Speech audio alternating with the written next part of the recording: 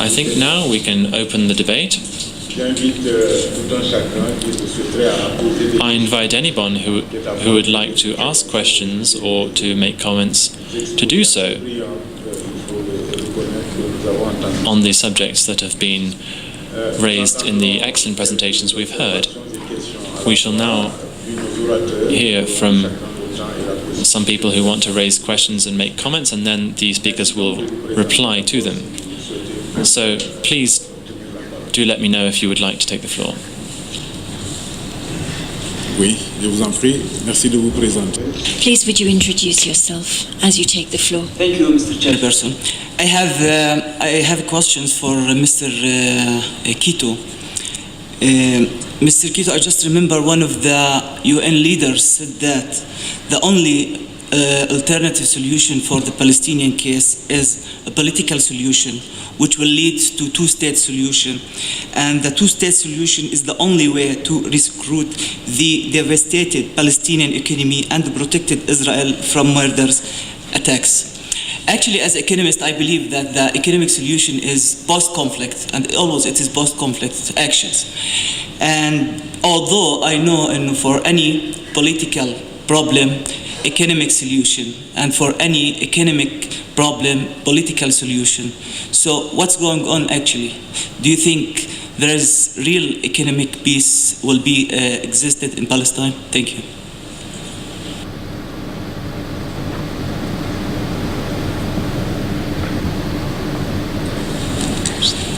Merci, je vous en prie. Please go ahead. Yes, perhaps to build on the comment or the question from my colleague from Arij. S'il vous plaît. Merci de vous présenter d'abord. Please, would you first introduce yourself? Yes, I apologize, Chair. Itai Abshan with the Association of International Development Agencies. Building on the previous comment or question of my colleague, I think there's a common thread between the presentations we have so generously been provided this morning, which is a presumption that economic regeneration could somehow drive political reform or policy reform. And I'm interested in addressing the speakers. How do they see that taking place? How do you see economic revitalization, reform driving a change of politics and policies? And by that, I relate both to the policies and practices of Israel as the occupying power, but also the policies, practices, bilateral policies and practices of donor states, be it EU member states or others, who might be involved or invested in these type of broad economic plans.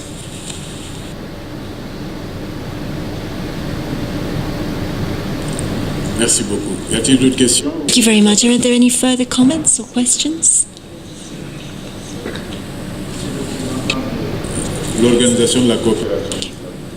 The Islamic Cooperation Organization. I have just comment on the presentation of Mr. Quito on one section actually, which is tourism, as he put it rightly, that the Palestinian tourism sector is small and fragmented. And when I was looking at the figures that he mentioned, that Palestine receives a very small number of tourists, just very close to what Yemen and Kuwait receive. I think the figures are confusing here. We are talking about 500,000 tourists when we compare to the figures that Israel receives, which is close to 3 million tourists. I think here we should look at several overlapping elements. Those who visit Israel, of course, they do not come to the 3 S's, the sea, sand, and sun. They come to visit the holy places. They want to, it is some kind of religious tourism.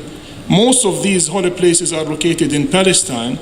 The figures that we have in front of us, I think they are provided by Israel, the World Tourism Organization and the Israel Ministry of Tourism. This means that Jerusalem was excluded from the figures and the facts that are not known to everybody, that tourists come and stay in Israel, visit Palestine. They do not even stay at Palestinian hotels. They do not use Palestinian guides, no Palestinian vehicles, no Palestinian restaurants. Sometimes they bring their sandwiches and throw the trash in the Palestinian streets and leave. I agree with him that Palestine has very high potential in tourism, which could be attractive to investors from different parts of the world. And this is what the YC is trying to do recently, to channel Muslim investments to Palestine, mainly in tourism, and to encourage Islamic tourism, mainly to Al-Quds and Hebron. Thank you. Merci beaucoup. Thank you very much. Are there any further requests for the floor at this point? Mr. Klebo. Good afternoon. Actually, I just want to acknowledge the fact that the Palestinian National Development Plan has been jointly as well worked out with the United Nations for the first time. As United Nations in Palestine, this is the first time that as UN jointly we established the UNDAF. Although UNDAF within the context of United Nations development programs and agencies functioning in a given country, it exists. But for Palestine, it was the insistence of the Palestinian national partners to come up with a light UNDAF 2 years ago that ended up in a comprehensive UNDAF, which is totally in line with the Palestinian National Authority Strategic Development Plan. And this we congratulate highly our partner, because actually it was a collaborative, it was a participatory approach where all United Nations for the first time joined in programs in support of meeting the priorities of the national committees. They included as well new partners as civil society. For ILO, actually, it was the first time that workers and employers contribute to the establishment of the National Development Plan. We consider this a successful strategy, a partnership, and it helped us jointly work together on a development plan. And actually, thanks to this prioritized dimension, that as United Nations as well we came in particular for the East Jerusalem under occupation, a strategic plan where jointly for the first time as 7 and 8 United Nations agencies all unite and collaborate in meeting the challenges of the people in the occupied East Jerusalem. Equally important was, with their help, we were able to jointly design projects, programs within the context of Area C and the challenges there and how opportunities can best be taken to counterattack the shortcomings of the Israeli occupation. So we want, as well as United Nations, to take this opportunity to congratulate the Palestinian partners for a very fruitful and very good partnership that came throughout the exercise of UNDAF and Palestinian National Development Plan. It's only a comment and acknowledgement of a good participatory approach designing the development strategy plans for Palestine. Merci beaucoup, Monsieur. Thank you very much, Mr. Klebo. I think the representative of UN Habitat would like to take the floor. Thank you, Mr. Chairman. My name is Jian Guoxian, and I'm working for UN Habitat. For this meeting, I would just want to make one briefing and one question. The briefing. For UN Habitat, we have a special program called Special Human Settlements Program for the Palestinian people, which now runs about a portfolio of $25 million for the capacity building, like building a training center for women, developing housing policy, and take part in the national special plan. 2, we build houses and we rehabilitate houses. And 3, we develop and support the local community plans to improve this infrastructure. So this is my short briefing of what we are doing in the Palestinian. And we want to share our experiences and draw the experiences from you by raising the name flag of UN Habitat. Now, my question. I echo with Quito that the building and construction industry together and the agriculture industry and the tourism industry are the main three industries of the economic sector for the economic development. My question goes to Mr. Mansour. How your authority is going to strengthen the housing and construction sector to make it strong in your economic development? Because we believe that housing, you can provide houses for the people so that they can have a better shelter and improve their livelihood. And by the construction, you provide better facilities and public services so that people can have equal and better access to meet their basic needs. Thank you very much.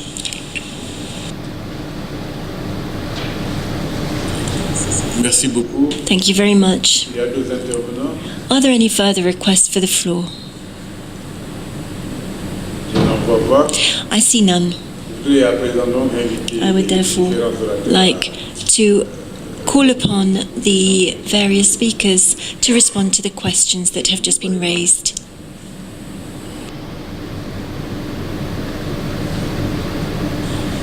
I think there were a couple of questions asked of me, so I think the main theme coming through the questions was the balance between political reform, political change and economic reform.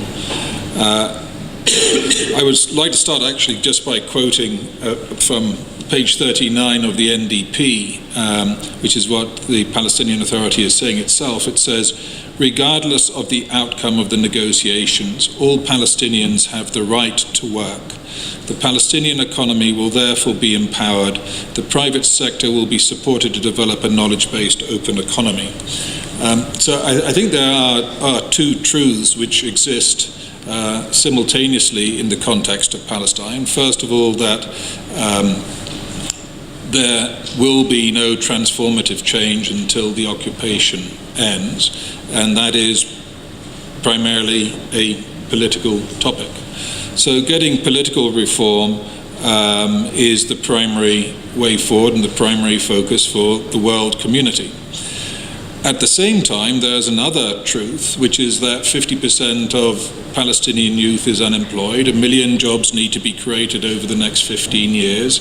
And if we don't find a way of creating an engine to do that, and that has to be primarily a private sector engine because the public sector does not have the capability of doing that, particularly in the context of a hard environment for increasing aid.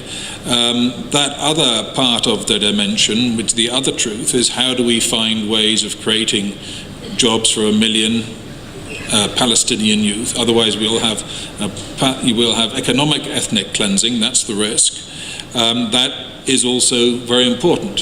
So it's not an or, it's an and. It's not a choice between economic reform and private sector enablement or political reform. It's an and that I think is the position of the Palestinian Authority as embedded and written in the NDP, and it is certainly the perspective taken of the IPE. We believe that there are many things that can be done in the Palestinian economy to help but not completely alleviate the challenge of creating more jobs, and we will do what we can do to attract as much private sector investment as possible, recognizing that it will be very challenging under the current environment. Merci beaucoup, Monsieur. Thank you very much, Mr. Debour. Mr. Mansour, Ambassador, would you like to speak? Chairman. There were many issues raised by those who asked the questions or made comments, and let me just try to deal with some of them.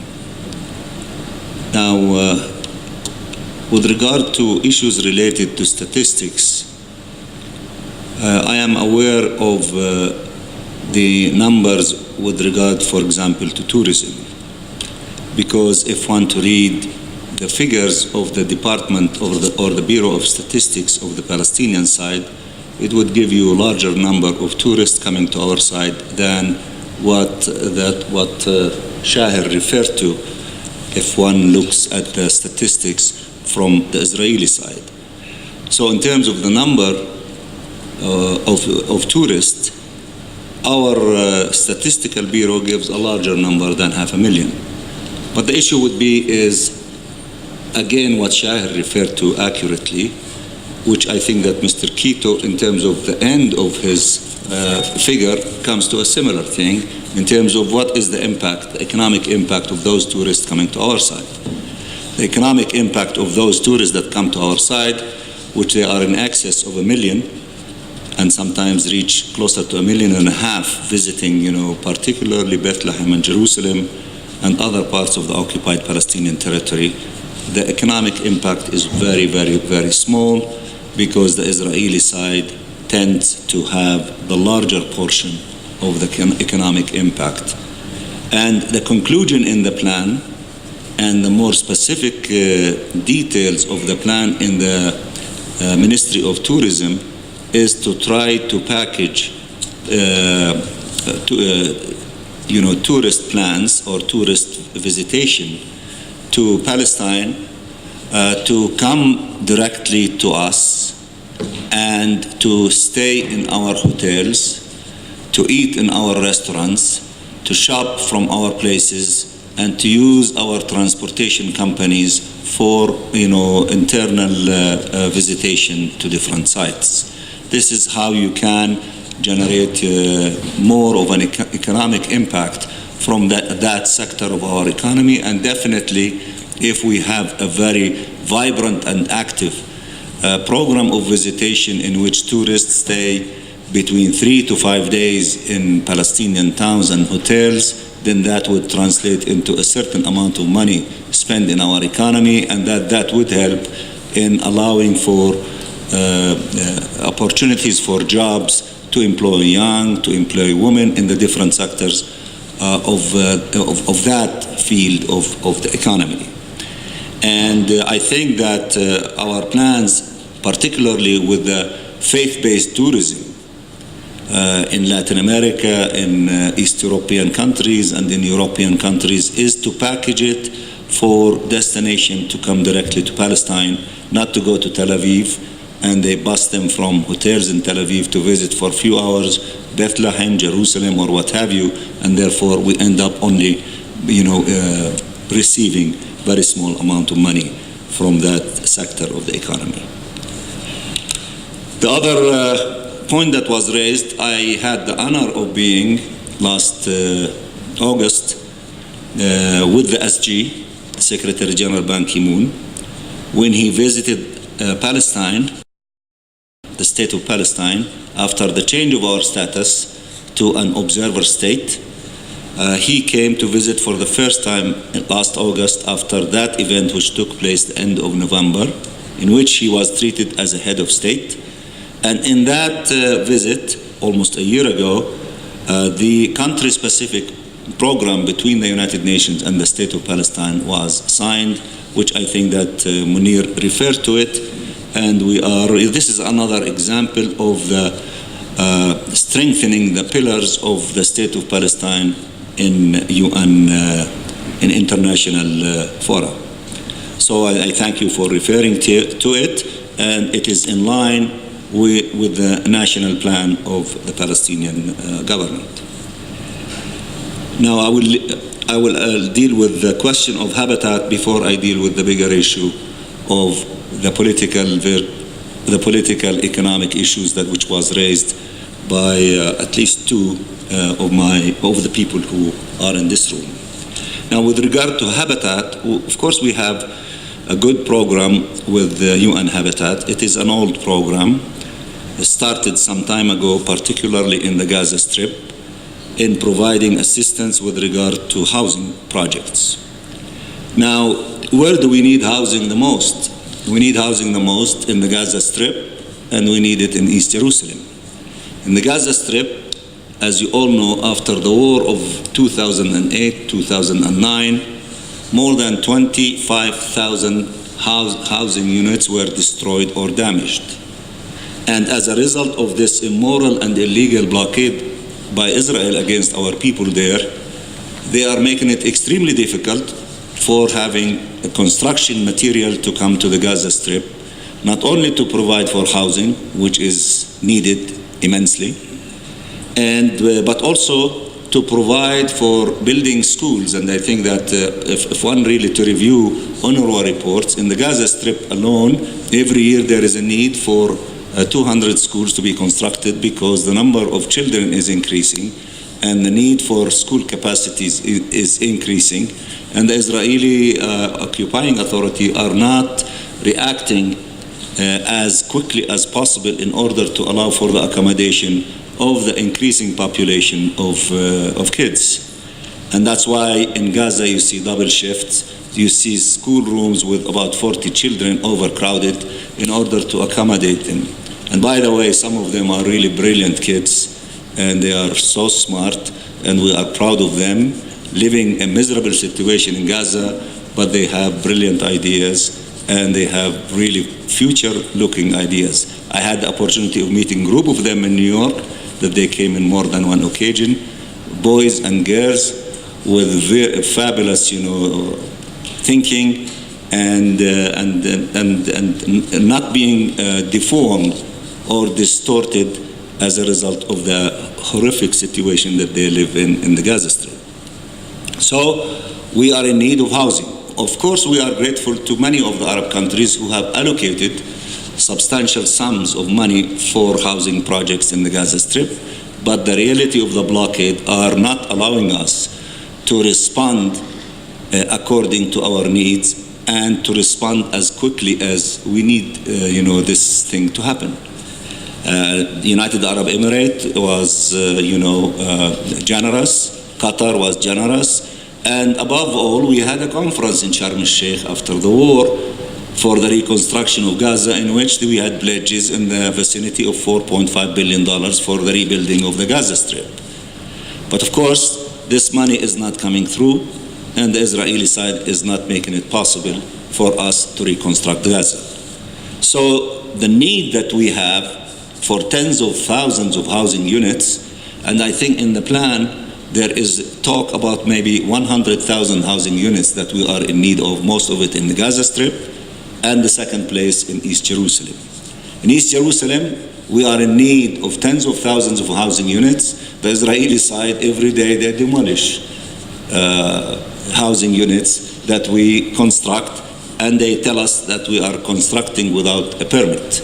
For Palestinian Arabs in East Jerusalem, it is almost next to impossible to be able to get a housing permit, and it is next to impossible to be able to afford the fees for getting housing permits.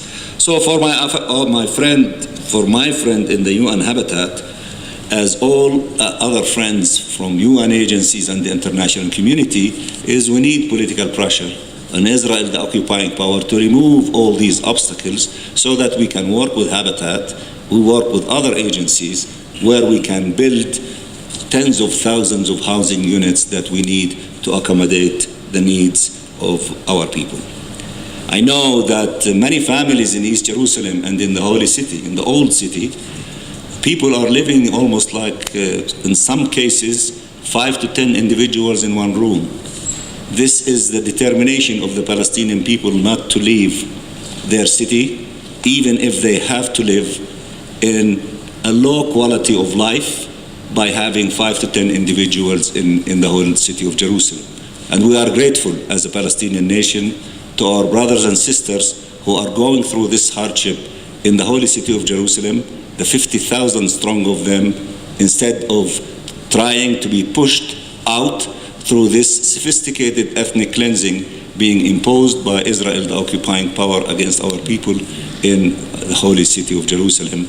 And that is not happening in spite of everything that Israel is doing, building walls, demolishing homes, displacing people, taking away, identity cards from them, but they are steadfasting in our homeland. That doesn't mean that they don't need all kind of help. They do need all kind of help. The Arabs who pledged $500 million to Jerusalem, it is not happening. The OIC that is pledging tens of millions and hundreds of millions of dollars, a very small amount of it is happening. Our people in East Jerusalem are in need of a similar things that our people in Gaza are in need of. And the call for the international community is be forthcoming, help our people in East Jerusalem. Let me conclude, and I'm sorry, Mr. Chairman, for being long, but the whole thing is the discussion is about Palestine. And I am here proudly representing the state of Palestine, and I am in the seat of trying, to give meaningful explanations to our conduct and to our policies with regard to all these issues. So my apologies for being long, but I think that these issues need to be clarified. Of course, the debate, is there an economic solution away from political solution? Is there a political solution with no economic component?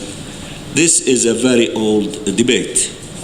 It is related to this very peculiar and unique experiment in history. The idea of building a national authority while occupation is still there. This is the first time in history in which you have this kind of experience.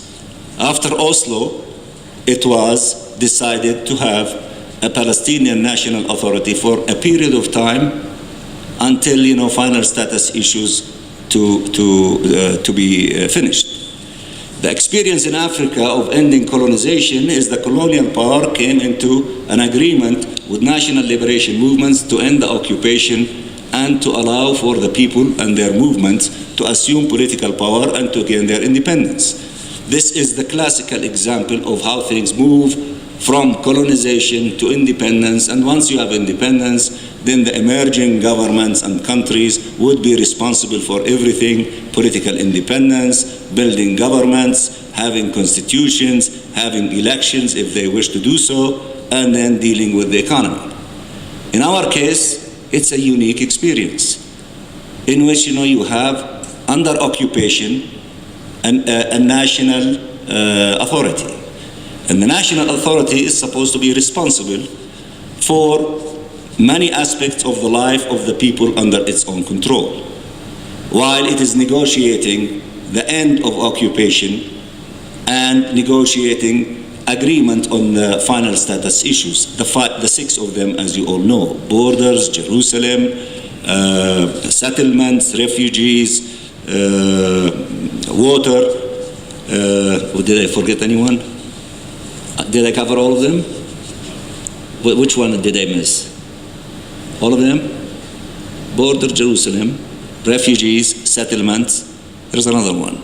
Water, and Jerusalem, of course. So that these are the six subjects. Now, this Oslo Agreement has been in place for 20 years, and we don't have the end of occupation, and we don't have independence, and we don't have agreement on the six final status issues. So while you have this very deformed, unique situation, you have to deal with the needs of the people. You have to provide employment, you have to deal with education, you have to deal with health issues, you have to deal with infrastructure, you have to deal with energy issues, you have to deal with water, you have to deal with sanitation, you have to deal with all of these issues.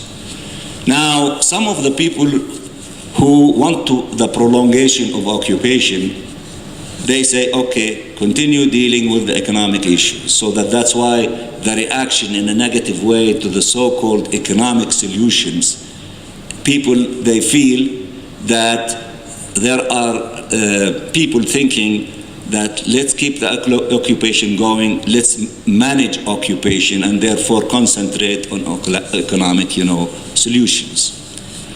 And others, of course, who are determined to end the occupation and to allow for independence, are sensitive sometimes to heavier than usual arguments on the economic front because they're sensitive to the idea that this means that we are not ending the occupation. I think that all these discussions are healthy discussions because they are stemming from reality. They are not coming from an abstract thinking. But I can tell you, and I think that it should not be an issue of argument, you cannot have a healthy, vibrant economic development plan under occupation.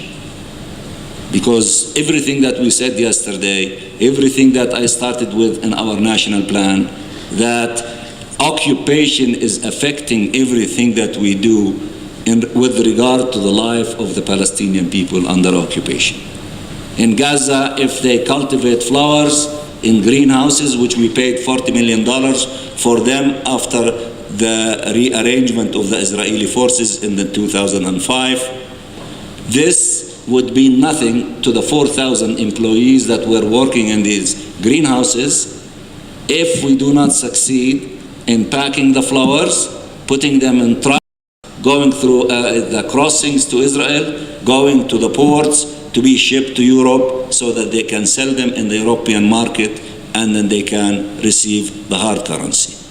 If Israeli occupation decide to shut down that crossing, and all these products with the cherry tomatoes and other exotic products such as strawberries sit in trucks for 3 or 4 days in the crossing borders, and all of them would rot, then the entire year of activity for the 4,000 farmers in these greenhouses in the Gaza Strip would be wasted, and then very quickly you shut down these projects. So therefore, you can plan as much as you like, and we should plan. You can adopt strategies as much as you should, and we should, as you can and as we should. But also, we should not lose sight of the fact that occupation is there, and we have to do everything possible to end occupation so that we can have healthier economy, normal economy, and normal development for the Palestinian people. So I don't think that there is a simple answer by saying no economic plans, yes only to political planning. All these things go hand in hand, but the main focus should be to end occupation. And while we are struggling for ending occupation, we have to provide for our people the best that we can while they are living under occupation. I gave examples in Gaza, I gave examples in Jerusalem.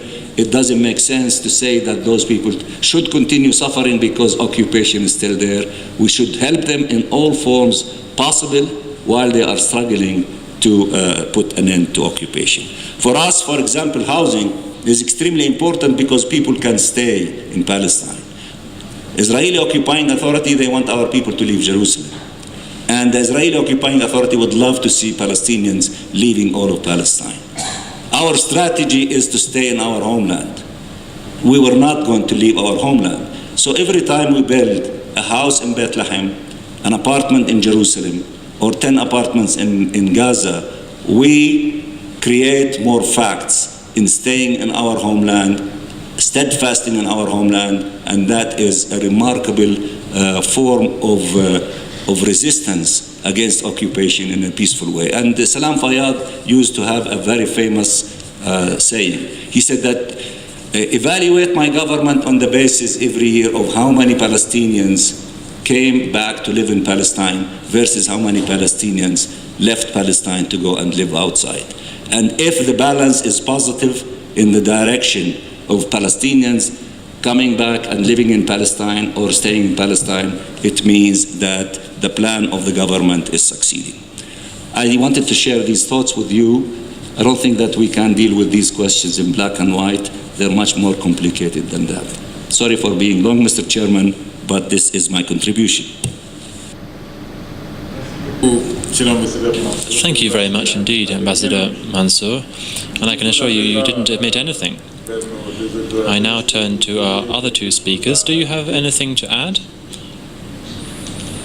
Yes, just a few words. Even though Mr. Mansour covered the main points, I think first of all on the issue of the relationship between economics and politics, I think that what we have seen over the last 20 years in the international stage with the rhetoric which aimed to discredit public action focusing on markets as the focus, in the wake of the financial crisis in 2008, is quite limited. And I think we now need to have a balanced approach between the need to have collective institutions on the one hand and to have public action, which of course needs to rethink its bases, but it needs to focus on the relationship between living together and the fact that individuals are able to focus on their abilities to contribute to overall work. So I think that's the link between politics and economics. I think we need to move towards both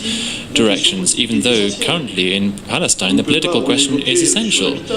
As we said before, well, I was a mayor of a town with 50,000 inhabitants, and so it's a prerequisite, the political domain, in order to move things forward. You spoke about East Jerusalem, I would speak about Hebron or Gaza. Tomorrow we can build houses if the political conditions are there. But on the other hand, it is essential that what Mr. De Boer has done, and I really hail what he has done, because we need to prepare for the future at the same time. Fortunately, there is resistance and there are human activities taking place, even despite the tragedy that there is.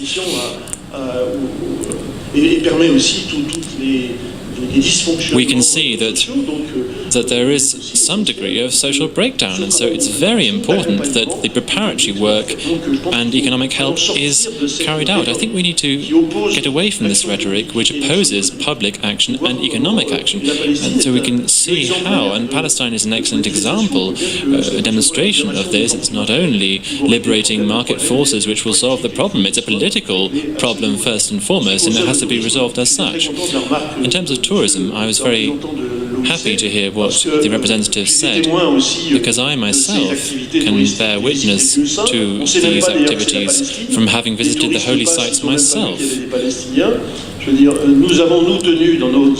I can say that in our association we have gone to East Jerusalem and we used Palestinian taxis, we used Palestinian hotels and Palestinian restaurants.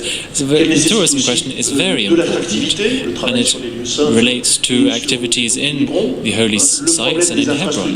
Of course, it's the problem of infrastructure, hotels, the quality of the care, and I think our towns also have responsibility to bear, because as was said earlier, well, you mentioned religious tourism, but I think tourism in general can play a part. In France, we have worked with travel agencies, and we have said that we are willing to help to work on infrastructure to make sure that can be implemented.